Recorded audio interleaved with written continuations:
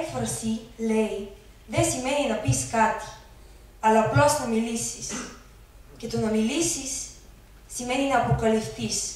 Πώς θα μιλήσεις. Και έγινε τότε τόσο διάφανη η σιωπή του, που κρύφτηκε όλο πίσω από την κουρτίνα, κάνοντας πώς κοιτάζει από το παράθυρο.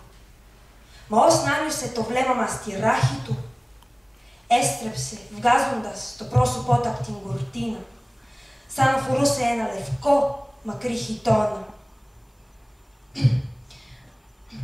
Κάπως αστείο, κάπως παράτερο στην εποχή μας.